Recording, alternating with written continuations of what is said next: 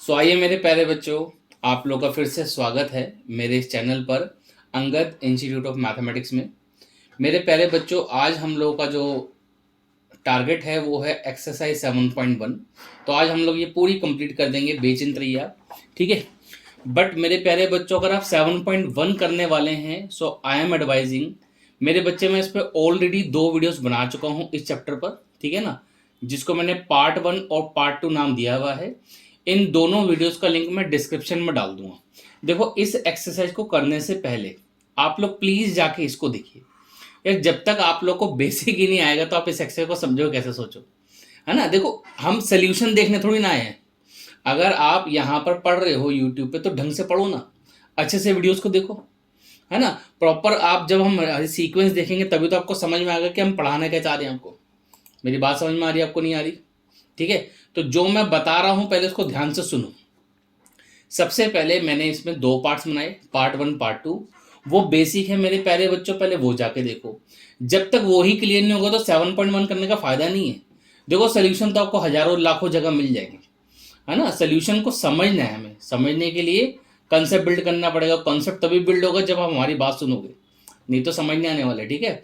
तो सबसे पहले मेरे प्यारे बच्चों जाइए पार्ट 1 पार्ट 2 देखो। अगर नहीं देखा, मैं इन दोनों पार्ट्स का लिंक डिस्क्रिप्शन बॉक्स में डाल दूंगा, वहां से आप देख लेना, ठीक है। तो आइए अब हम अपना 7.1 स्टार्ट करते हैं, ठीक है।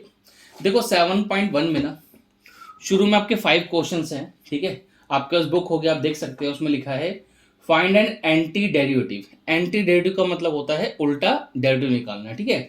या उसी को हम इंटीग्रल भी बोलते हैं। मैं एक बार क्वेश्चन कहते हो तो थोड़ा सा लिख देता हूँ। क्वेश्चन ये है, फाइंड एन एंटी डेरिवेटिव, ठीक है। एंटी डेरिवेटिव का मतलब होता है उल्टा चलना है डेरिवेटिव का। अभी समझ में आ जाएगा, चिंता मत करो। एंटी डेरिवेटिव या इसी को हम क्या बोलते हैं, इंटीग्रल करना, ठीक है। तो यही हमारा चैप्टर चल ही रहा है। आपको एंटी डेरिवेटिव करना है, ठीक है। एंटी डेरिवेटिव अभी समझ में आ जाएगा, चिंता मत करो। पहले फर्स्ट क्वेश्चन देखो, फिर पल्ले पड़ेगा। हमें क्वेश्चन दिया है यहाँ पे, सॉरी, क्वेश्चन था हमारा साइन एक्स, ठीक है। ये दे रखा है हमको साइन 2x। वो आपसे पूछता है कि यार किसको डेरिवेटिव करें कि ये मिल जाए। हमें एंटी डेरिवेटिव निकालना, मतलब उल्टा जाना है ना। कहने का मतलब अभी समझ नहीं आया ना, अभी समझ में आएगा। देखो, किसको डिफ्रेंशिएट करें कि आंसर साइन 2x आ जाए, ये पूछ रहा आपसे। देखो, मैं आपको पहले ही बोल दूं, है ना, ये तो सिर्फ इसलिए कि आपको ये क्वेश्चंस करने हैं फर्स्ट 5। अदरवाइज ये सब कभी एग्जाम में नहीं पूछे जाते हैं, फिर भी मैं करवा रहा हूँ आपको, ठीक है ना, बेसिक बिल्ड करने के लिए। अगर आपको छोड़ना तो आप इन क्वेश्चन को छोड़ भी सकते हो, कोई दिक्कत नहीं है। फिर भी हम आपको डिस्कस करवा रहे हैं 5 क्वेश्चन। देखो, अब आपको क्या बोल रहा है कहता है एक ऐसा फंक्शन निकालो जिसका डेरिवेटिव करने पे साइन 2x आए। तो यार ये तो वही बच्चा कर सकता है ना जिसका डेरिवेटिव अच्छा है, ये तो समझ ही नहीं आएगा। तो इसके लिए आपको डिफ्रेंशिएशन अच्छा होना चाहिए, और वो मैं मान के चल रहा हूँ आपको आता होगा, नहीं आता तो पहले वो सीखो, ठीक है, नहीं तो समझ नहीं आएगा। तो आइए देखो कैसे करेंगे इसको, है ना। थोड़ा आप सोचने की कोशिश करो यार, साइन 2x कैसे आ सकता है, थोड़ा तुक्का मारो। उसने बोला क्या है, एंटी डेरिवेटिव निकालना है, ठीक है। एंटी डेरिवेटिव निकालना है, मैंने पूरा क्वेश्चन नहीं लिखा। क्वेश्चन में आगे बोला है by method of inspection, by method of inspection. Inspection का मतलब क्या होता है, मतलब आपको इंट्यूशन लगानी है अपनी कि यार यहाँ पर क्या फंक्शन नहीं आ जाए। ऑल दो अगर आप मेरा पार्ट 1 पार्ट 2 जो मैंने पढ़ाया वो देखोगे तो तुम्हें वैसे ही पता लग जाएगा कि इसका एंटी डेरिवेटिव क्या है। बट अभी हमें यहाँ पर कैसे करना है, इंट्यूशन की मदद से, मतलब जो हमने डेरिवेटिव सीखा था उसकी मदद से हमें सॉल्व करना है। तो आओ चलो ट्राई करते हैं। देखो, हमारे मन में क्या है यार, अगर ये साइन 2x है, यहाँ पे साइन 2x है, तो कहीं ना कहीं cos 2x का डेरिवेटिव हुआ होगा। ऐसी तो बात है कि हमने कहीं ना कहीं cos 2x का डेरिवेटिव किया होगा, तभी तो sin 2x आएगा।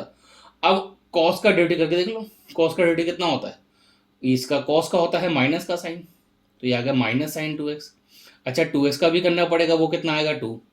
हमें तो भाई ये चाहिए ना, ये तो एक्स्ट्रा आ गया। तो एक्स्ट्रा क्या क्या आया पहले तो ध्यान से देखो। एक्स्ट्रा में एक तो ये माइनस आ गया और दूसरा ये 2 आ गया। तो इस माइनस और 2 को हमें हटाना है, हटा दो इसको, ये तो हमें चाहिए नहीं ना, ये एक्स्ट्रा आ गया। तो इस माइनस को और इस 2 को हटा कर ना लेफ्ट हैंड साइड पे ले जाओ। तो लेफ्ट हैंड साइड पे लेके जाएंगे जब मेरे प्यारे बच्चों, तो क्या मैं ऐसा लिख दूं चलेगा, -1/2, क्योंकि यार ये तो -2 हो गया ना, इस -2 को लेफ्ट हैंड साइड पे ले गए, तो -2 का ये तो ऐसे लिखा -1/2 और डेरिवेटिव cos 2x। ठीक है, बोलो समझ में आ रहा है? ठीक है, अगर अच्छे से समझ में आए तो कमेंट बॉक्स में जरूर बताना बच्चों। ठीक है, चलो अब आगे देखो, यहां से हमें क्या समझ में आया, यहां से हमें ये समझ में आया कि डेरिवेटिव अगर हम इसका करेंगे ना -1/2 cos 2x का, तो पक्का हमको क्या मिलने वाला है, हमें मिलेगा sin 2x। यही तो है इंट्यूशन से करना, मतलब कहने का मतलब क्या है, तुक्का उक्का मारो थोड़ा सा, जो भी आपको एक्सपीरियंस है डेरिवेटिव का उसको इस्तेमाल करो, तुम्हें पता लग जाएगा।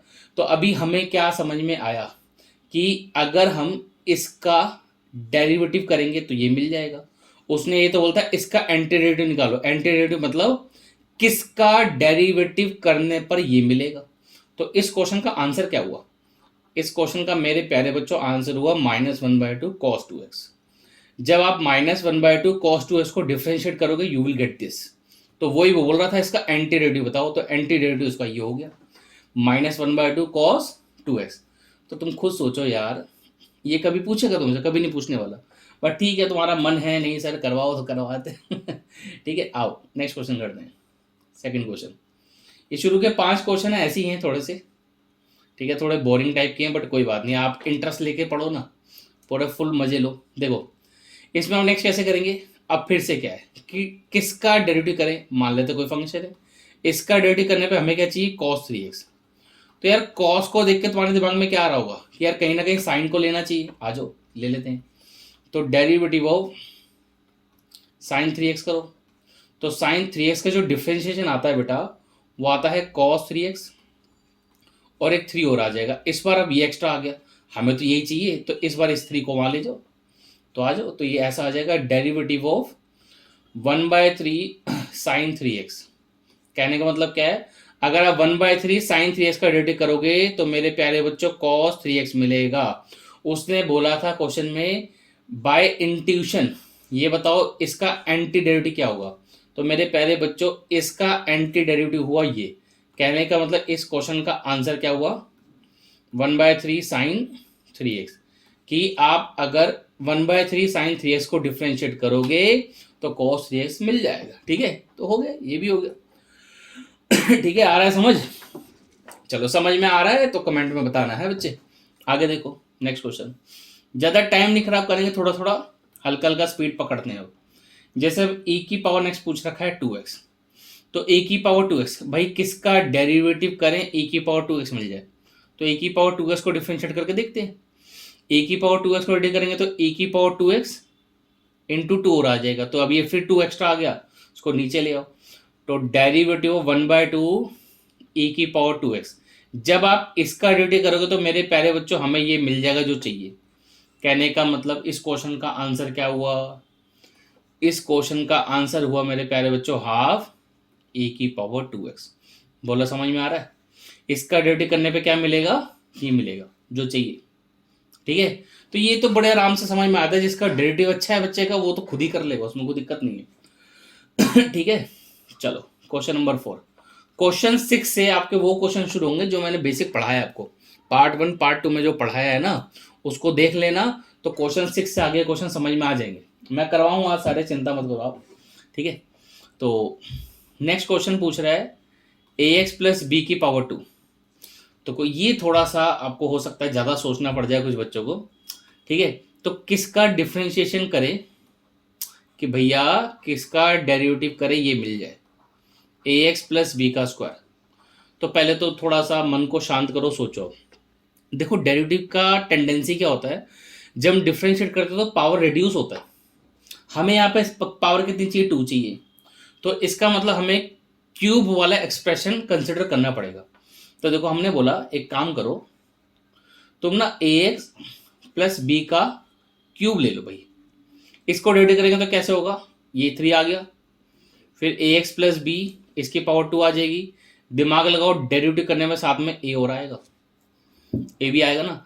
अब हमें तो ये चाहिए, फिर हमारे पास एक्स्ट्रा आ गया, क्या क्या एक्स्ट्रा आ गया, ये वाला पार्ट एक्स्ट्रा आ गया, ये एक्स्ट्रा आ गया, तो इसको हटा दो ना, वहाँ ले जाओ लेफ्ट हैंड साइड पे, आ जाओ। तो यहाँ से हमने क्या बोला, डी बाई डी एक्स। ये कितना है मेरे प्यारे बच्चों, ये हमारे पास एक तो ये 3 एक्स्ट्रा आ गया और ए एक्स्ट्रा आ गया, तो मतलब 3 हो गया ये। इस 3a को यहाँ ले आओ नीचे, तो ए एक्स प्लस बी का क्यूब, और इस 3a को हम यहाँ ले आए, ठीक है। तो इसको डिफ्रेंशिएट करने पर ये मिलेगा। कहने का क्या मतलब हुआ जी, कहने का मतलब ये हुआ कि इस क्वेश्चन का आंसर क्या है। इस क्वेश्चन का आंसर है ए एक्स प्लस बी का क्यूब, चाहो तो 1/3a को यहाँ लिख दो। कहने का मतलब है इसको जब तुम डिफ्रेंशिएट करोगे मेरे प्यारे बच्चों तो ये मिल जाएगा। ये तो बोला था उसने कि इसका एंटी डेरिवेटिव निकालो यूजिंग इंट्यूशन मेथड। ये इंट्यूशन मेथड है, ठीक है। ये नहीं पढ़ाया मैंने पार्ट 1 पार्ट 2 में, ये तो तुम खुद भी समझ पा रहे होगे कैसे कर रहे हैं, इसमें कुछ समझने लायक है ही नहीं, ठीक है। चलो एक पार्ट और बचा, वो भी देख लो, इसको भी देख लो। नेक्स्ट पार्ट में आपको बोल दिया साइन 2x, ठीक है, ये बोल दिया, और फिर बोल दिया 4e⁴x। देखो ये जो साइन 2x वाला है ना भाई, ये तो क्वेश्चन नंबर 1 है, ठीक है। देखो क्वेश्चन 1 में भी हमने साइन 2x ही किया था, ये रहा। तो इसका आंसर तो आप यहाँ से भी देख सकते हो, अभी आ जाएगा समझ, थोड़ा पेशेंस रखेंगे तो समझ आ जाएगा। अभी हमें इस क्वेश्चन में क्या करना है कि किसका डेरिवेटिव करें ये मिल जाए, यही तो क्वेश्चन है। तुम इसको ना 2 पार्ट में करो, ऐसे करो कि किसका डेरिवेटिव करें ये मिल जाए, एंड और किसका डेरिवेटिव करें कि ये मिल जाए। 2 पार्ट्स में डिवाइड कर लो क्वेश्चन को, तो ज़्यादा आसान हो जाएगा, ठीक है। तो ये जो पहले वाला पार्ट है इसका आंसर तुम्हें पता है क्या था कि cos 2x को जब तुमने डेरिवेटिव किया था, आओ देखो पहले देख लो वापस से, देखो हमने यहाँ पे cos 2x को डेरिवेटिव किया था तो हमें ये सब एक्स्ट्रा वगैरह मिला, आप इसको दोबारा से देख लेना। इस क्वेश्चन का हमारा ये आंसर आया था -1/2 cos 2x। तो कहने का मतलब क्या हुआ, इसमें जो फर्स्ट वाला पार्ट है इसका आंसर तो कितना हो गया, -1/2 cos 2x। अब ये जो सेकंड वाला पार्ट है इसका हमें और देखना है। तो अब मैंने आपसे क्या बोला कि भैया किसका डेरिवेटिव करें, किसका डेरिवेटिव करें कि हमें ये मिल जाए -4e⁴x, ठीक है। तो कहीं ना कहीं तुम्हारे दिमाग में e⁴x खटक रहा होगा, इसको डिफ्रेंशिएट करते हैं। तो आओ मेरे प्यारे बच्चे, नाउ डेरिवेटिव करके देखते हैं e⁴x का। e⁴x का डेरिवेटिव होता है e⁴x और 3 और आ जाएगा, क्लियर। यार हमें तो कुछ और ही चाहिए, हमें क्या चाहिए, हमें ये चाहिए, मैं वाइट कलर से लिख लूँ, ये चाहिए, है ना। हमें यहाँ राइट हैंड साइड पे ना ये चाहिए, ये। तो इसको कैसे क्रिएट करोगे, बड़ा आसान है। पहले तो यहाँ से 3 को हटाओ, ये एक्स्ट्रा है, हटाओ पहले तो इसको, हटा दिया भाई, इसको हटा दिया तो ऐसा हुआ 1/3 e⁴x। अभी थोड़ा लंबी सांस लो, आराम से सुनो। देखो हमें तो ये चाहिए, अभी भी नहीं आया, अभी भी नहीं आया ना। हमें क्या चाहिए, -4 e⁴x। तो यार एक काम करो ना, दोनों तरफ -4 से मल्टीप्लाई करा दो, मल्टीप्लाई बोथ साइड्स बाई -4, दोनों तरफ -4 से मल्टीप्लाई करा दो। तो क्या आ जाएगा, ये आ जाएगा कि अगर हम डेरिवेटिव करें इसका -4/3 e⁴x का, सो हमें पक्का मिलेगा -4 e⁴x। हमने इसमें दोनों तरफ -4 से मल्टीप्लाई करा दिया। तो अब तुम्हें क्या समझ में आया, ये समझ में आना चाहिए कि इसका डेरिवेटिव करने पर ये मिल रहा, ठीक है। अब क्वेश्चन उसने क्या पूछा था, उसने बोलता भैया इसका एंटी डेरिवेटिव बताओ, इसका sin 2x -4 e⁴x, इसका एंटी डेरिवेटिव बताओ। तो आंसर कितना हो गया भैया, देखो ये जो फर्स्ट वाला पार्ट है इसका आंसर तो हमने बताया था कितना आ रहा था, -12 cos 2x। ये कैसे मिलेगा आपको, किसका डेरिवेटिव करें ये मिले, तो अभी निकाल लिया हमने, वो ये है, ये वाली क्वांटिटी -4/3, ठीक है, e⁴x। तो इस क्वेश्चन का एंटी डेरिवेटिव कितना आ गया, किस क्वेश्चन का बेटा, इसका एंटी डेरिवेटिव क्या हो गया, ये हो गया कि जब तुम इसको डिफ्रेंशिएट करोगे पूरे को तो आपको ये मिल जाएगा। समझ आया, मतलब अगर बीच में प्लस या माइनस कुछ लगा हुआ तो अलग अलग पार्ट्स में कर लो ना, क्या दिक्कत है। साइन 2x को तो हमने क्वेश्चन नंबर 1 में कर लिया था, बस हमने यहाँ पर क्या समझाया आपको, -4 e⁴x कैसे मिलेगा, कैसे मिलेगा मतलब किसको डिफ्रेंशिएट करें कि -4 e⁴x मिल जाए, तो इसको डिफ्रेंशिएट करो ये मिल जाएगा। ठीक है, आई होप समझ में आ गया होगा यार, इतना मुश्किल नहीं है कि एक ही चीज़ को बार बार बोले। ठीक है, बाकी अगर कुछ डाउट हो तो आप कमेंट बॉक्स में कमेंट करके बता सकते हैं। ठीक है बेटा, हम उसको क्लियर करने की पूरी कोशिश करेंगे। चलो, आई थिंक समझ में आ गया। तो ये आपके पहले 5 क्वेश्चंस थे, ठीक है ना, जो हमने बाय इंट्यूशन आंसर बताए। ठीक है, बाकी इसके ऊपर कभी एग्जाम में क्वेश्चन नहीं आता है। So let's do question number 6। यहाँ से मेन आपका चैप्टर अब स्टार्ट होने वाला है बेटा। तो अभी आप लोग थोड़ा सा पहले अपने को रिलैक्स कर लो। ठीक है, उसके बाद हम लोग ये क्वेश्चन करते हैं। ठीक है, अच्छा अगर किसी बच्चे को लगे कि सर थोड़ा धीरे पढ़ाते हैं, बड़े आराम आराम से पढ़ाते हैं, तो आप वीडियो को 1.25 की स्पीड में देख सकते हो, ज़्यादा बेटर एक्सपीरियंस मिलेगा आपको। ठीक है बेटा, चलो देखो। अब हमारे पास कुछ क्वेश्चन है बेटा। ठीक है, अच्छा क्वेश्चन करने से पहले रुको, 2 मिनट रुको, कुछ छोटी छोटी सी बातें जान लो। वैसे मैंने पहले पार्ट्स वाले में बताई है, एक बार और सुन लो। देखो, मान लो बेटा आपके पास ना 2 फंक्शन है, एक तो एफ एक्स है और एक जी एक्स है। बीच में प्लस लगाओ या माइनस लगाओ, कोई दिक्कत नहीं है। अगर आपको इनका इंटीग्रेशन करना है तो मेरे प्यारे बच्चों, आप इनका अलग अलग इंटीग्रेशन कर सकते हो, कोई दिक्कत नहीं है। बीच में प्लस माइनस कुछ भी हो सब चलेगा, सब मतलब प्लस माइनस चलेगा। ठीक है, ये बात समझ में आ गई? क्लियर, पहली बात। दूसरा, मान लो कोई कांस्टेंट के है और इसके साथ कोई फंक्शन एफ एक्स लिखा हुआ है, तो हम लोग क्या करते हैं, कांस्टेंट को अलग कर देते हैं, इंटीग्रेशन सिर्फ वेरिएबल वाले पार्ट का करते हैं। ये ध्यान रखना आप। तो ये 2 रूल्स आपको पता होने चाहिए। तीसरी बात एक और सुन लो, अलग से नोट करके लिख लो। मान लो आप इंटीग्रेशन कर रहे हो और 2 चीज़ें ना प्रोडक्ट में दे रखी हैं, ऐसे मल्टीप्लाई फॉर्म में दे रखा है, तो मेरे प्यारे बच्चों यहाँ पर ऐसा नहीं होगा कि आप एफ एक्स का अलग इंटीग्रेशन कर दो। मतलब ऐसा नहीं है कि इसका इंटीग्रेशन कर दिया और इसका इंटीग्रेशन कर दिया, तो ये बच्चे गलत है। पहली बात तो ये गलत है। फिर एक बच्चे के दिमाग में आता है, अरे सर ऐसा थोड़ा ना करेंगे, इसमें सर प्रोडक्ट रूल लगाओ। प्रोडक्ट रूल कौन सा प्रोडक्ट रूल? जो डेरिवेटिव में पढ़ते हैं बच्चे वही लगा देते हैं। बच्चों क्या लगता है कि अगर 2 चीज़ें मल्टीप्लाई में है तो प्रोडक्ट रूल लगा दो। वैसे तो इस टाइप के क्वेश्चन आपको इस एक्सरसाइज में तो नहीं मिलने वाले, फिर भी बच्चे गड़बड़ कर देते हैं। ठीक है, कि अगर दो दो क्वांटिटी प्रोडक्ट में है तो बच्चे क्या करते हैं, प्रोडक्ट रूल लगाना शुरू कर देते हैं। देखो, इंटीग्रेशन में कोई प्रोडक्ट रूल जैसा कोई रूल नहीं है, वो अलग चीज़ है, आगे जाके आएगी बाय पार्ट के नाम से। किस नाम से आएगी? बाय पार्ट्स के नाम से। तो तब की तब देखेंगे ना, 2 फंक्शन अगर मल्टीप्लाई में, उसको कैसे ट्रीट करना है वो इस टॉपिक के अंदर पढ़ोगे। अभी बहुत दूर की कहानी है वो।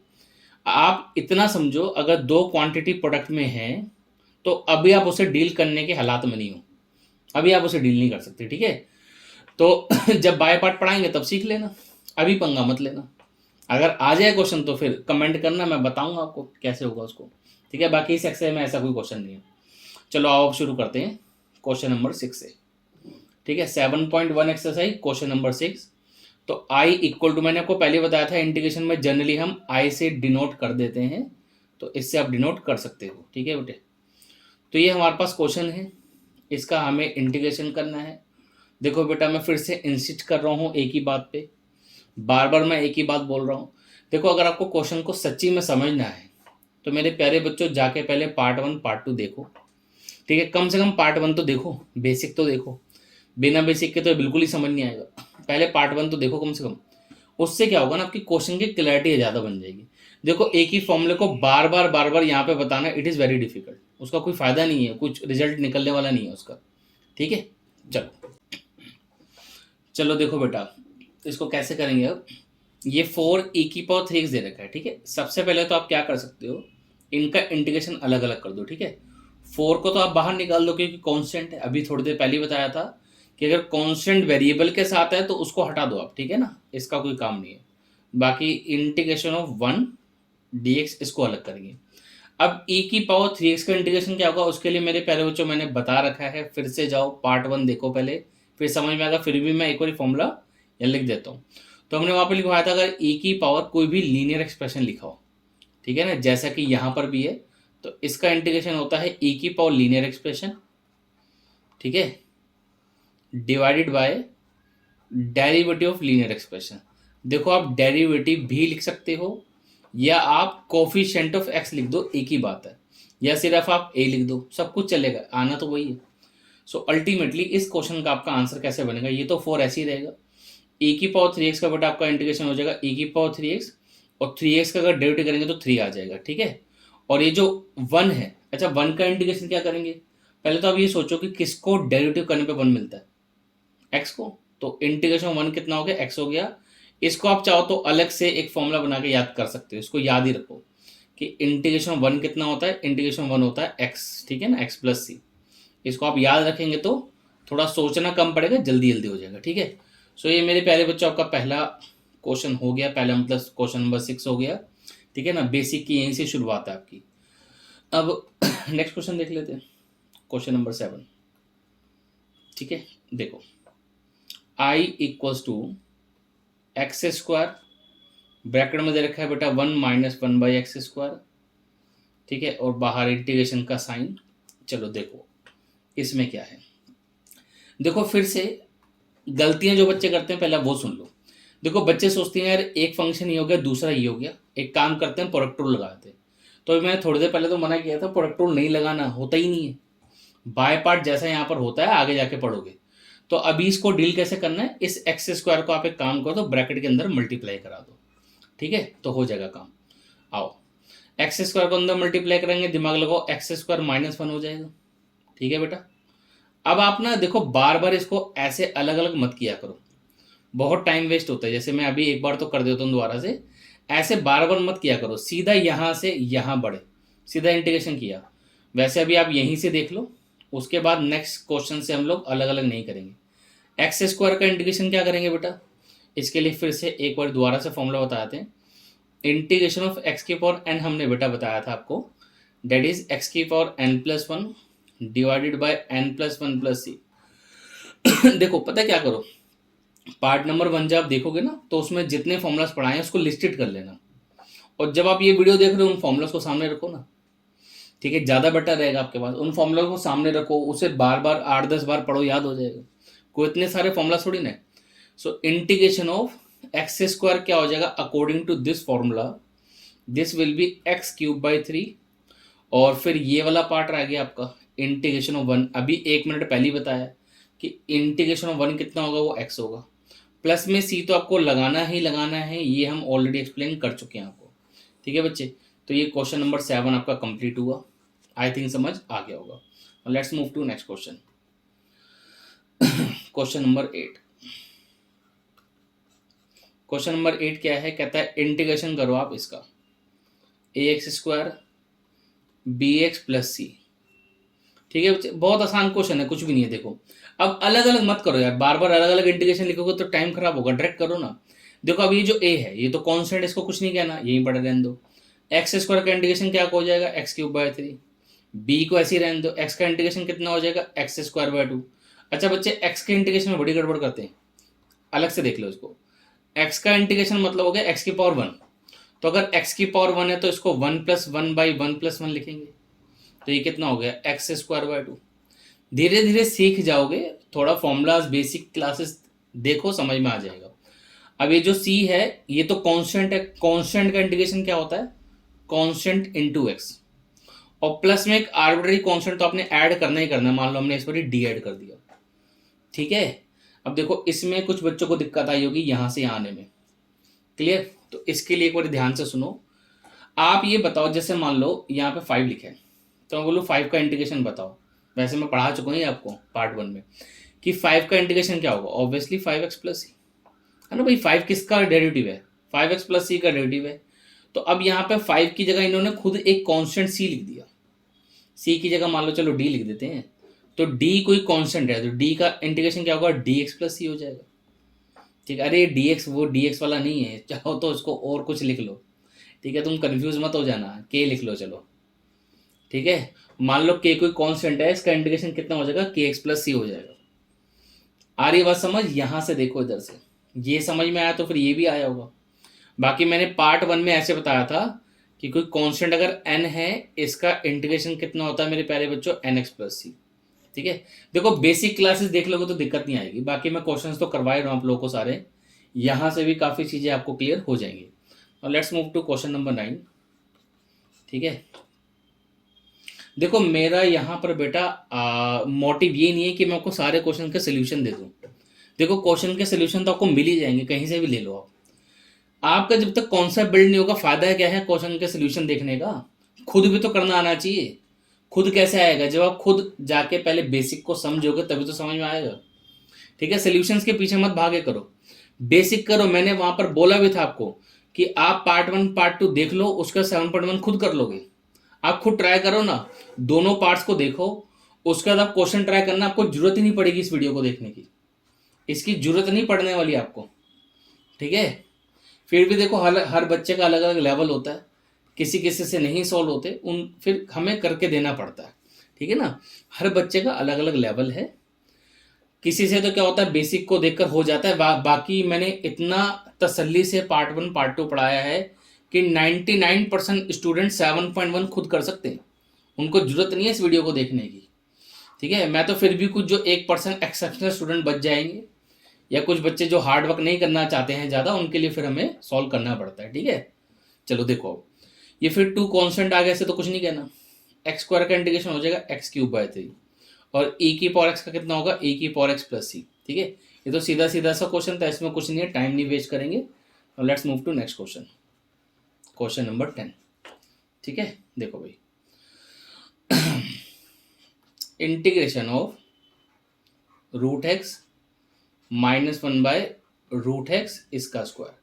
ठीक है बच्चे, चलो देखो, अब ये जो स्क्वायर है इसके अंदर पहले आप कंटेंट देखो, क्या ये लीनियर एक्सप्रेशन है? आंसर मिला नो, ये लीनियर तो नहीं है। हमने आपको बताया था कि अगर लीनियर एक्सप्रेशन हो, इसकी पावर n हो, तो इसका इंटीग्रेशन का फॉर्मूला तो है हमारे पास, ये मैंने बताया था।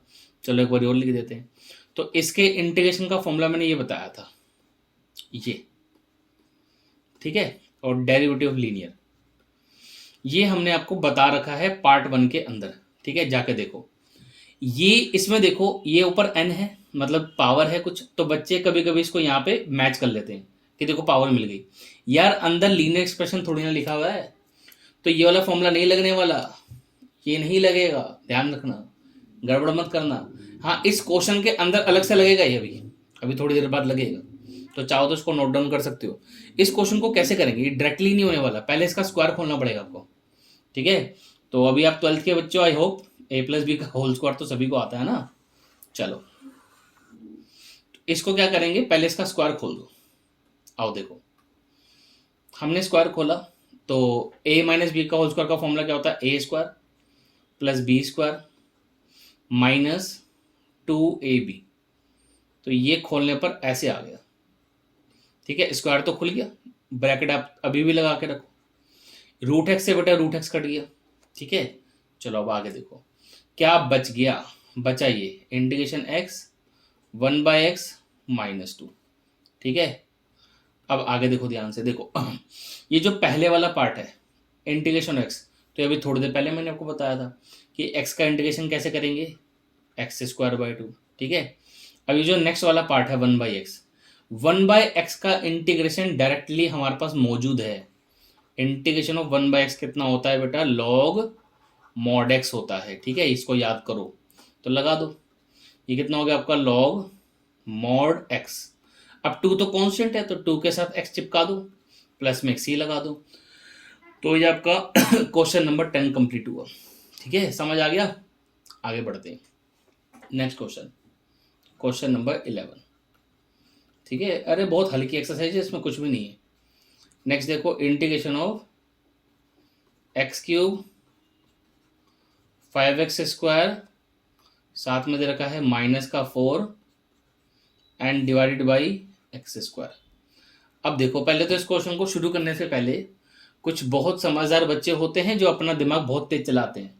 इस चैप्टर की स्टार्टिंग से मैं बोलता आ रहा हूँ, अपना दिमाग थोड़ा कम चलाओ, जितना पढ़ा रहे हैं उतना समझो, ज़्यादा भगाओगे गड़बड़ हो जाएगी। कुछ बच्चे ने इसमें डेरिवेटिव पढ़ रखा होता है चैप्टर 5, तो उनको क्या लगता है इसमें क्वेश्चन रूल लगा दो, जैसे डेरिवेटिव में करते थे वैसे यहाँ पे भी कर दो। ऐसा नहीं है बेटा, इंटीग्रेशन में फिर से बोल रहा हूँ, जितना पढ़ा रहे हैं उतना समझो। हमने आपको क्वेश्चन रूल पढ़ाया, यहाँ पे डेरिवेटिव इंटीग्रेशन में कोई क्वेश्चन रूल पढ़ाया नहीं। जैसे डेरिवेटिव में क्वेश्चन रूल होता है, इंटीग्रेशन में अभी तक हमने कोई क्वेश्चन रूल जैसा कुछ बताया नहीं बताया, तो फिर ये क्वेश्चन रूल से नहीं होगा क्वेश्चन। जो चीज़ नहीं बताई वो नहीं लगने वाली, चिंता मत करो। क्लियर? इसको करने के लिए हम करेंगे क्या बेटा, वो देखिए। देखो पहले तो एक छोटी सी बच्चों वाली बात समझो। अगर ए प्लस बी डिवाइडेड बाय सी लिखा हो तो क्या मेरे प्यारे बच्चों में से ऐसे लिख सकते हैं? तो आपको आंसर मिलेगा यस सर, बिल्कुल लिख सकते हैं। अच्छा मान लो ए प्लस बी प्लस सी लिखा हो, नीचे डी लिखा हो, अच्छा प्लस की जगह माइनस हो तो भी चलता है ना, तो क्या मेरे प्यारे बच्चों हम इसको ऐसे लिख सकते हैं? तो आपका आंसर आएगा यस सर, लिख सकते हैं, इसमें तो कोई दिक्कत नहीं है, ये बात तो समझ में आनी चाहिए।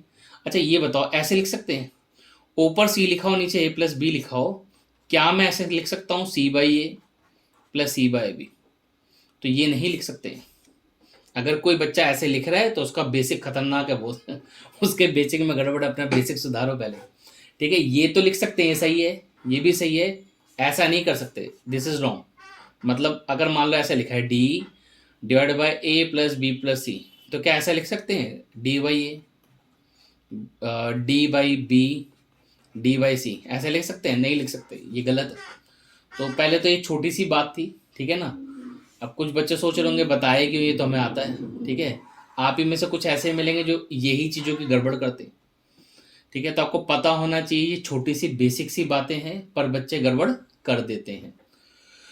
अच्छा अब अगर वो बेसिक समझ में आया तो फिर ये क्वेश्चन आराम से हो जाएगा, कोई दिक्कत नहीं। ये जो नीचे एक्स स्क्वायर है ना मेरे प्यारे बच्चों, इसको आप क्या करो, एक्स क्यूब के नीचे अलग करो, 5x स्क्वायर के नीचे अलग करो, और इस 4 के नीचे अलग करो। ऐसे मेरे प्यारे बच्चों अलग अलग कर दिया, ठीक है, कोई दिक्कत नहीं, समझ आ रहा होगा। अब क्या करो, देखो बेसिक से मैथमेटिक्स है, एक्स क्यूब और नीचे एक्स स्क्वायर कट के एक्स आ गया, ये मेरे प्यारे बच्चों 5 हो गया, ये 4x की पावर -2 आ गया, ये भी क्लियर होगा। ठीक है बच्चे, समझ में आ रहा है। अब क्या करना है, अब तो फॉर्मूला लगाओ, बेसिक, कुछ भी नहीं करना। एक्स का इंटीग्रेशन हो गया एक्स स्क्वायर बाय 2, ये कांस्टेंट है 5 तो इसका इंटीग्रेशन 5x हो गया, ये 4। देखो x की पावर -2 का कैसे करेंगे, अलग से पहले देख लो, वैसे तो कोई समस्या नहीं होनी चाहिए, फिर भी देख लो क्या करेंगे। इसमें पहले तो एक ऐड होगा और इसी नंबर से डिवाइड कर देंगे, ठीक है। प्लस में सी तो बाद में लिखेंगे, x की पावर -1 नीचे -1 आ जाएगा, समझ आ रही बात। तो यहाँ पर कितना हो जाएगा, x की पावर -1 डिवाइडेड बाय -1 प्लस में सी। अभी थोड़ा सा इसको सुंदर बनाने के लिए, सिस्टमेटिक वे से लिखने के लिए एक बार और लिख देते हैं, x square by 2 plus 5x, ये हो जाएगा +4 बाई एक्स प्लस सी। देखो ये जो x था इसकी पावर माइनस में थी, इसको तो नीचे ले आए, और ये वाला जो माइनस था इसको एडजस्ट करके यहाँ पे हमने प्लस बना दिया, ठीक है। तो बेसिक सी चीज़ें हैं, बिल्कुल बेसिक मैथमेटिक्स है, बीच में इतना तो आना चाहिए, ठीक है बेटा। चलो कितने हो गए, 11 क्वेश्चन हो गए। अब 12th देखो, देखो 12th देखने से पहले मैं तो आपको एडवाइस करूंगा भाई खुद ही करो, जैसा 11th क्वेश्चन है वैसे 12th है, ठीक है। फिर भी अगर किसी से नहीं हुआ, कुछ कैलकुलेशन एरर आपसे हो गया तो फिर आप देख लो। क्वेश्चन है आपका X cube 3x + 4 divided by दे रखा है √x, ठीक है बच्चे।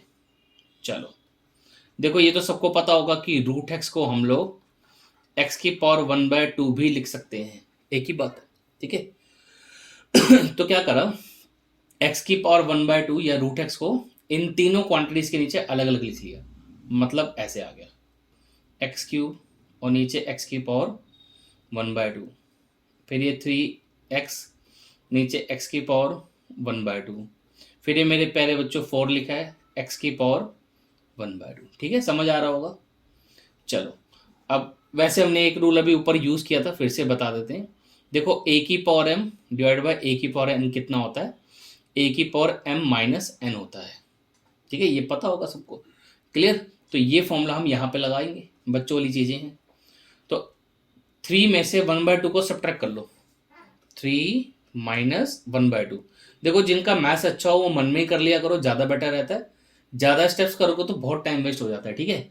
तो 3 में से 1/2 को आप सब्ट्रैक्ट करके देखिए कितना आएगा, ठीक है। मैं डायरेक्ट कर देता हूँ, आप प्लीज़ साइड में कहीं पर रफ में करके देख लेना, ये आपका 5/2 आ जाएगा, ठीक है।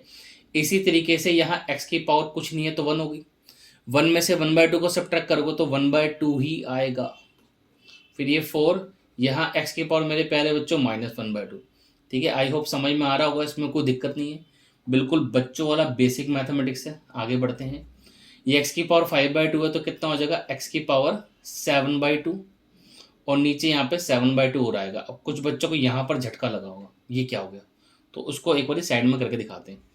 इंटीग्रेशन 5/2 हमें करना है, ठीक है बेटा, मतलब x की पावर 5/2। तो होता क्या है, हम लोग इसमें 1 ऐड करते हैं ना, फिर यही पावर नीचे आएगी, तो 5/2 में 1 ऐड करो ना भाई। 5/2 प्लस 1 कितना होगा, 7/2 होगा कि नहीं होगा। इसलिए मैंने डायरेक्ट x की सिर पे x के ऊपर पावर में 7/2 लिखा था, और 7/2 से ही डिवाइड करेंगे। समझ में आया कि नहीं आया, क्लियर हुआ। चलो ऐसे ही यहाँ x की पावर 1/2 है, तो 1/2 में 1 ऐड करो, कितना मिला, 3/2। इसी 3/2 से हम नीचे डिवाइड भी करेंगे। क्लियर, आगे चलो। 4 x की पावर कितना है, -1/2। तो इस -1/2 में जब 1 ऐड करोगे तो कितना हो जाएगा, 1/2, और नीचे कितना आ जाएगा, 1/2 प्लस में c। ठीक है, बोलो समझ आया कि नहीं आया, क्लियर है। आगे देखो, इसको थोड़ा सिंप्लीफाई कर लेते हैं। ये है x की पावर 7/2। देखो ये जो नीचे 7/2 है, इसको पलट के क्या हम 2/7 लिख दें, बिल्कुल लिख सकते हैं। यहाँ पर देखो, ये वाले 3 से ये 3 कट जाएगा, ठीक है, और नीचे जो 2 बच गया 1/2, उसको पलट के 2 बना देंगे हम, तो ये आ जाएगा आपका 2x की पावर 3/2। ठीक है, ये 1/2 पलट गया तो 2 पर जाएगा, तो 4 × 2 8 हो जाएगा आपका। x की पावर 1/2 लिखना है, 1/2 लिख दो, नहीं तो इसे आप √x भी लिख सकते हैं। तो ये मेरे प्यारे बच्चों, ये आपका क्वेश्चन नंबर 12 खत्म हुआ।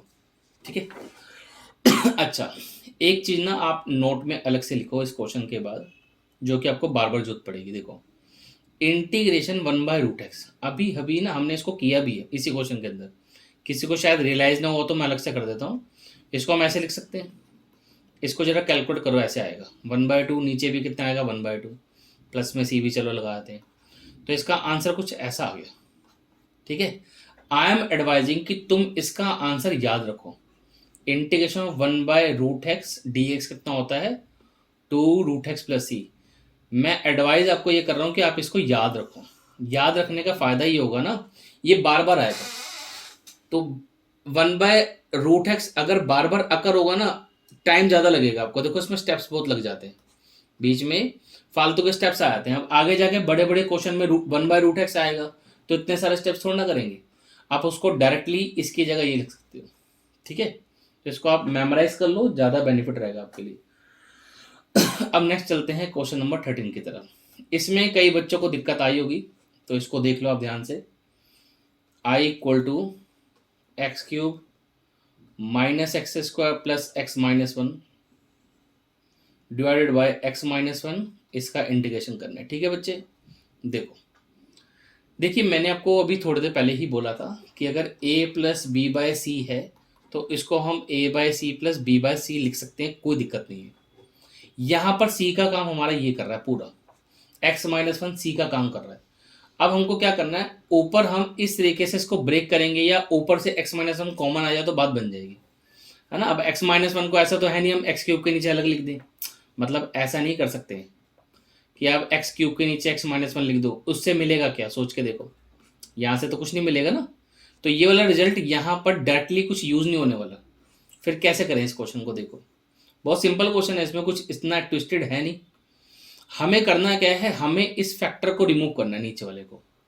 तो होगा पता है क्या, पक्का ऊपर x-1 कॉमन फैक्टर आ रहा होगा, 100% आ रहा होगा। अगर x-1 कॉमन नहीं आएगा तो क्वेश्चन आप कर ही नहीं सकते, होगा ही नहीं। तो ऊपर से x-1 को कॉमन निकालो। अब x-1 कॉमन कैसे निकलेगा वो देखो। देखिए ऊपर वाले में हम पहले 2 नंबर्स में x² कॉमन ले लें तो x-1 बच जाएगा, और लास्ट वाले 2 में से 1 को कॉमन ले लो, x-1 बच जाएगा। बोलो समझ में आया।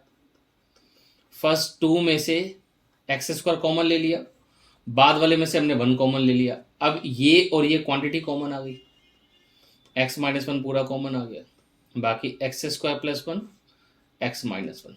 ठीक है, यहाँ पर क्या हुआ मेरे प्यारे बच्चों, x-1 कट हो गया, तो जो बच गया उसको लिख लो। क्या बच गया, इंटीग्रेशन ऑफ x² + 1 dx। चलो अब इसका इंटीग्रेशन कर लेते हैं। x² + 1 का x² का तो हो गया x³/3, और 1 का कितना हो गया x + c। ठीक है, आई होप ये क्वेश्चन अब आपके समझ आ गया होगा। It was question number 13। ठीक है, चलो अब आगे बढ़ते हैं। ठीक है,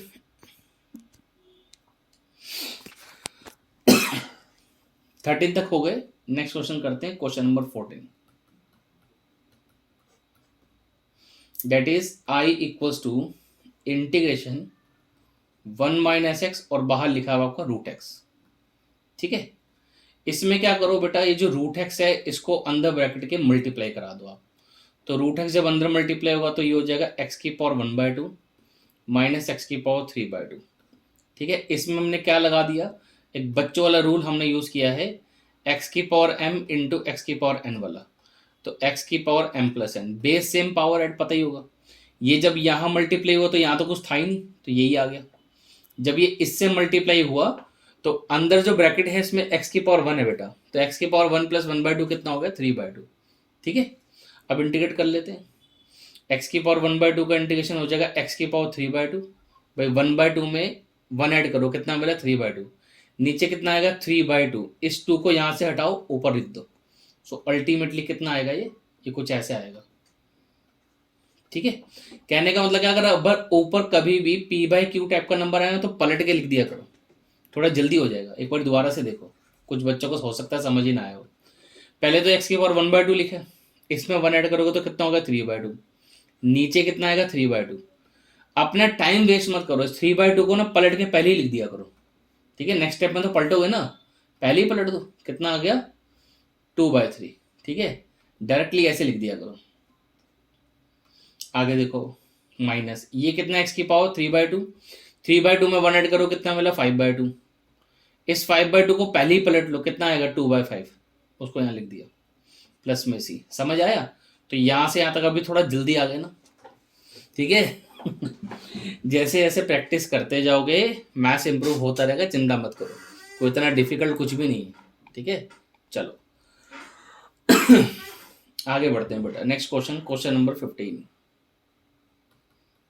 क्वेश्चन नंबर 15 देखो, ये दे रखा है बेटा, आपको इंटीग्रेशन करना है हमें। बाहर लिखा हुआ रूट एक्स और ब्रैकेट के अंदर लिखा है मेरे प्यारे बच्चों 3x² प्लस 2x प्लस 3। ठीक है, ये दे रखा है। चलो देखो, अब इस रूट एक्स को अंदर मल्टीप्लाई करो तो कितना आ जाएगा, इंटीग्रेशन 3x की पावर 2 में 1/2 को ऐड करो, तो 2 प्लस 1/2 कितना होता है बेटा, 5/2 प्लस ऐसे ही 2x की पावर ये हो जाएगा 3/2, फिर ये 3x की पावर 1/2। ठीक है, तो अभी जो मैंने आपको एडवाइस दी थी प्रीवियस क्वेश्चन में उसको अप्लाई करना है। ठीक है, देखो थोड़ा जल्दी हो जाएगा। ये 3 तो ऐसे लिख दिया, x की पावर कितना है, 5/2, तो इसमें 1 ऐड करेंगे, कितना आएगा, 7/2। इस 7/2 को पलट के हमने पहले लिख दिया 2/7, टाइम बच गया। ये 2 है, इसको लिखे रहने दो, कोई दिक्कत नहीं है। x की पावर 3/2 है, इसमें 1 ऐड करेंगे, कितना हो जाएगा, 5/2, पलट के लिख दिया, कितना हो गया, 2/5। क्लियर, 3/2 में 1 ऐड करेंगे 5/2, सही है। ये 3 है, x के ऊपर 1/2 में 1 ऐड करेंगे, कितना आएगा, 3/2। 3/2 को पलट के लिख दो 2/3 प्लस सी। अभी थोड़ा इसको सिंप्लीफाई कर लो, 3 इंटू 2 हो गया आपका 6, तो हो गया 6/7, x की पावर 7/2, फिर ये हो गया आपका 4/5, x की पावर 5/2। ठीक है, और लास्ट में आपका इस 3 से बेटा ये 3 कट गया, तो हो गया 2x की पावर 3/2। सो मेरे प्यारे बच्चों, ये आपका इस क्वेश्चन का आंसर आ गया। ठीक है, so it was question number 15। 15 question हो गए हमारे। नेक्स्ट देख लो, क्वेश्चन नंबर 16। क्वेश्चन 16 में क्या बोल रहा है, आई इक्वल टू इंटीग्रेशन, ये लिखा है 2x minus 3 cos x plus e की पावर x और बाहर दे रखा है dx। ठीक है, अब इसको देखो कैसे करेंगे। 2 तो ऐसे ही रहेगा, x का कितना हो जाएगा, x²/2। ठीक है, -3 cos का इंटीग्रेशन होता है बेटा आपका sin x। ठीक है, देखो अगर ये इसमें समझने लायक कुछ है थोड़ी ना कि cos का इंटीग्रेशन sin x क्या होता है। आप सोचो ना किसको डायरेक्ट करने पे cos x आएगा, साइन को। अदरवाइज पार्ट 1 देखो, उसमें फॉर्मूले जाके याद कर लो, ज़्यादा बेटर रहेगा। e की पावर x का इंटीग्रेशन e की पावर x प्लस में c लगा दो, ये क्वेश्चन नंबर 16 खत्म हुआ। ठीक है, चलो नेक्स्ट क्वेश्चन नंबर 17। ये दे रखा है आपको integration 2x² minus 3 sin x plus 5 root x. ठीक है बच्चे, बड़ा आसान क्वेश्चन है, इसमें भी कुछ करने के लिए है नहीं इतना। देखो 2x² में 2 तो ऐसे ही रहेगा, ये हो जाएगा x³/3 माइनस 3। साइन का इंटीग्रेशन कितना होता है बेटा? साइन का इंटीग्रेशन होता है माइनस का कोस, तो इसको प्लस कर दो। ठीक है, ये 5 रूट एक्स का हो जाएगा x³ 3/2 और बाकी यहाँ पे 2/3 आएगा बेटा। ये आ गया आपका 2/3, इधर x प्लस c। ठीक है, थोड़ा सा इसको और 5 और 2 मल्टीप्लाई हो रहे हैं वो भी करा देते हैं। तो 2/3 x³ 3 cos x plus 10/3 x³ 3/2 plus c। ठीक है बच्चों, समझ में आ रहा है? देखो 17 क्वेश्चंस हो चुके हैं, इसमें टोटल आपके 22 क्वेश्चंस हैं। ठीक है, सारे करेंगे, चिंता मत करो, पूरे क्वेश्चंस कराएंगे। तो 17 तक हो गए। Let's have question number 18। थोड़े से ही रह गए हैं, साथ में बने रहो, पूरी वीडियो देखो, समझ में आ जाएगा। देखो इसके बाद 7.2 पे हम आपको वीडियो बना के देंगे। ठीक है बेटा, क्योंकि 7.2 का मैं ऑलरेडी कॉन्सेप्ट कवर कर चुका हूँ, है ना। ये आपकी इंटीग्रेशन पे पार्ट 3 बन रहा है इस वीडियो का। इसमें पार्ट 1 पार्ट 2 अगर आप देख लोगे तो 7.1 7.2 दोनों ही समझ में आ जाएगा। नेक्स्ट वीडियो हम लोग 7.2 पे लेके आएंगे आपकी। ठीक है, तो इंटीग्रेशन ऑफ sec x और ब्रैकेट में sec x प्लस 10x। ठीक है, चलो देखो इसको कैसे करेंगे। तो इसमें इस sec x को अंदर मल्टीप्लाई करा दो, ये हो जाएगा आपका sec² x। फिर sec x जो है 10x से मल्टीप्लाई होगा तो कितना हो जाएगा? sec x into 10x। ठीक है बच्चे, चलो इंटीग्रेशन ऑफ sec² x।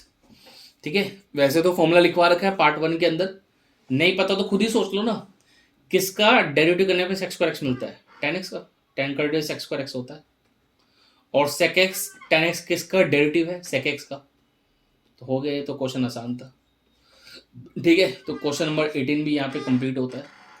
और let's move to next question, question number 19। Question 19 में क्या कर रहा है? इंटीग्रेशन करो किसका? sec² x divided by cos x² और ये इंटीग्रेशन dx।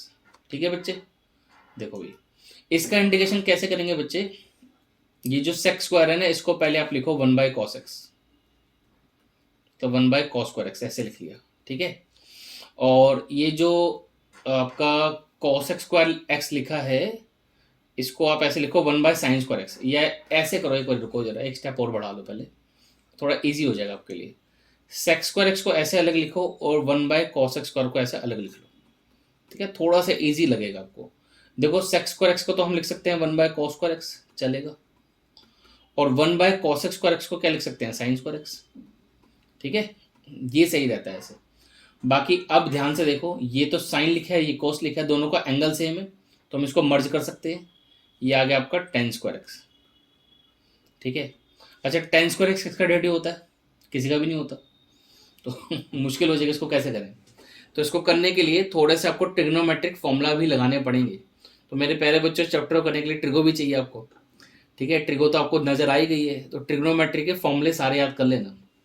देखो आप लोगों ने पढ़ रखा होगा कि 1 प्लस tan² थीटा कितना होता है? sec² थीटा होता है, ये पढ़ा होगा, 10th का फॉर्मूला है, 10th क्लास में पढ़ा होगा।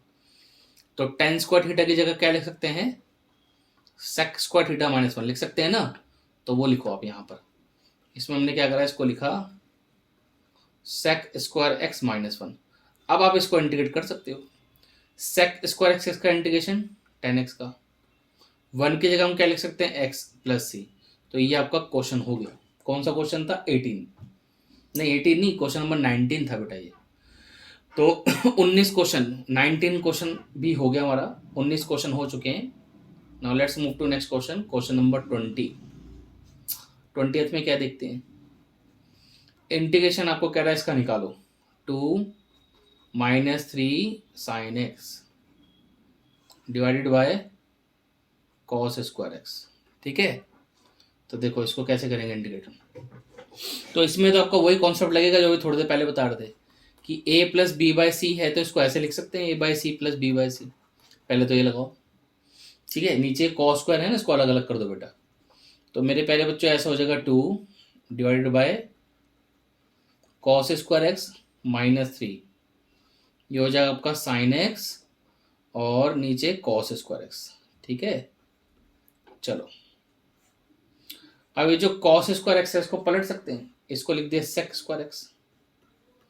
अच्छा यहाँ पे थोड़ा ध्यान से देखना जरा, देखो ये साइन और नीचे कॉस कितने हैं, कॉस नीचे 2 हैं क्योंकि पावर 2 दे रखी है।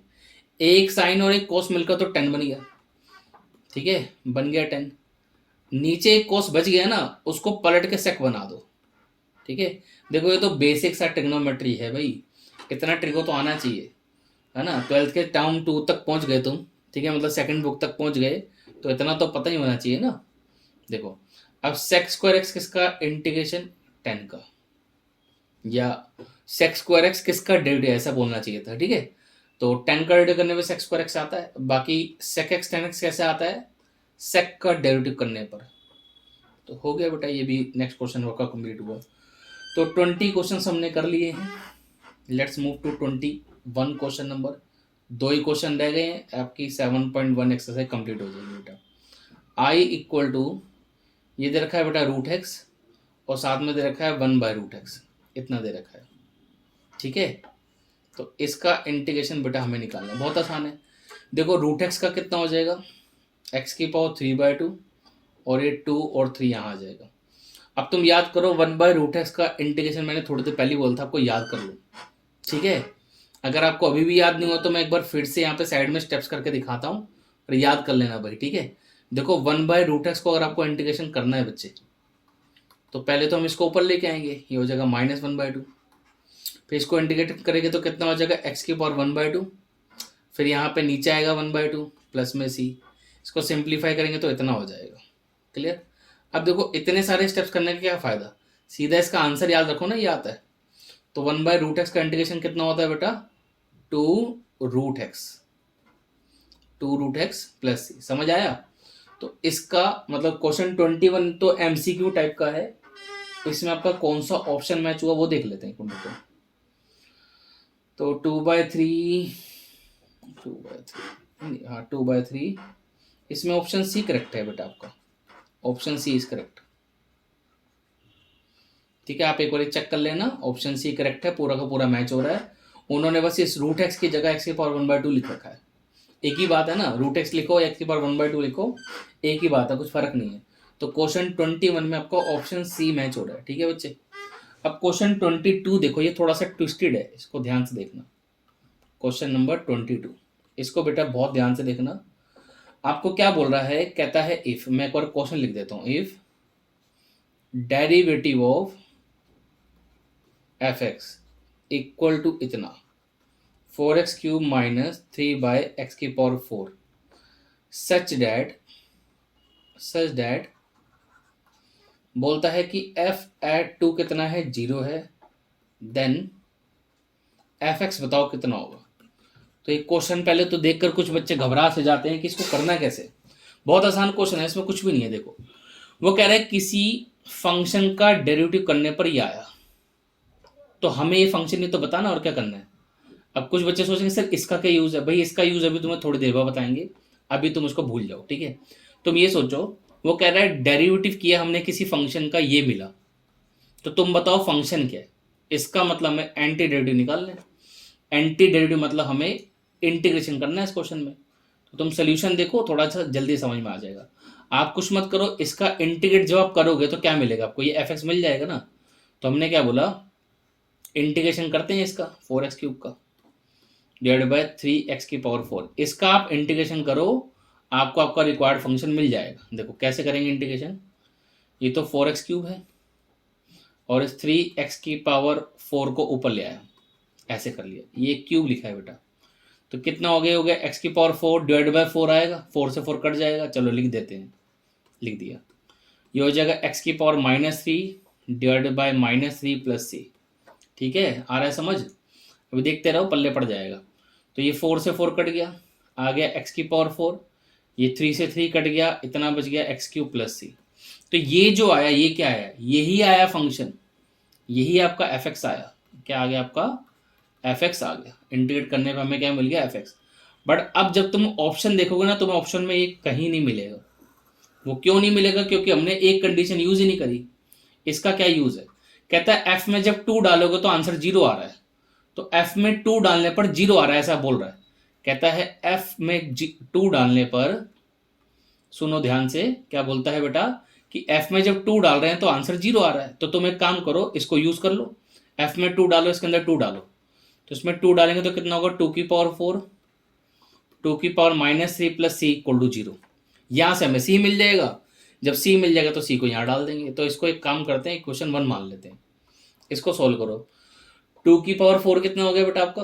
2⁴ हो गया आपका 16, और 2⁻³ कितना हो गया? 1/8 + c = 0। ठीक है, इसको सॉल्व कर लेते हैं। देखो, तो एलसीएम ले लिया, या इसको पहले राइट हैंड साइड पे ले जाओ। c इक्वल कितना आ गया? -16 + 1/8। ठीक है, इसको सॉल्व कर लेते हैं। एलसीएम ले लो बेटा, एलसीएम कितना आ जाएगा? इसमें 8 आ जाएगा। ठीक है, यहाँ पर तो 1 आएगा, प्लस 16 को 8 से मल्टीप्लाई कर लेते हैं। 1 मिनट को, ये आ गया आपका 128। ठीक है, तो कितना आ गया? -129/8। ये सी आ गया। इसको हमने क्या बोला? कहाँ डाल दो? Put in first. So ultimately हमारा आंसर कितना आ गया? इम्प्लाइज fx इक्वल टू, जहाँ तक मुझे याद है ये था, x⁴ + x⁻³ और साथ में एक नंबर ये और डाल दो। ठीक है, अब इन्होंने हर जगह जो है x⁻³ नहीं लिखा है, इसको पलट रखा है, मतलब ऐसे लिख दो। अब ऑप्शन टैली करते हैं, मिल जाएगा कुछ ना कुछ। ठीक है, रुको ढूंढने दो। तो x⁴ 1/x³ - ठीक है बेटा, इसमें ऑप्शन ए करेक्ट है। Option A is correct. ठीक है, एक बार मैं इसका पीछे से आंसर टैली कर लेता हूँ बुक में, कहीं कोई कैलकुलेशन एरर ना हुआ हो बेटा। ठीक है, बाकी ठीक रहेगा इसमें कुछ। ठीक है बेटा, क्वेश्चन 22 का ऑप्शन ए आपका करेक्ट है। तो ये एक्सरसाइज बेटा आपकी ख़त्म होती है। 7.1 हमने आज आपको कंप्लीट करा दी है बच्चे। तो इसके बाद हम लोग 7.2 करेंगे। ठीक है, और आप लोग प्लीज़ 7.2 को देखने से पहले पार्ट 1, पार्ट 2, पार्ट 3 तीनों ही देखने। ठीक है, पार्ट 1 में क्योंकि बेसिक पढ़ाया है, पार्ट 2 में हमने इंटीग्रेशन बाय सब्स्टिट्यूशन पढ़ा रखा है, और पार्ट 3 मतलब एक्सरसाइज 7.1 कराई है। जब तक ये तीनों तुम्हारे टिप्स पे ना हो जाए बेटा, नेक्स्ट वीडियो मत देखना, क्योंकि समझ कुछ नहीं आने वाला फिर। क्योंकि जब तक बेसिक ही ठीक नहीं है, फिर क्या समझोगे बताओ? ठीक है, आई होप आप लोगों को मेरी बात समझ में आ रही है। चलो, thank you so much. Channel को लाइक कर देना, सब्सक्राइब कर देना, और कमेंट करके बताना समझ में आ रहा है नहीं आ रहा है। ठीक है, चलो ठीक है, बाय।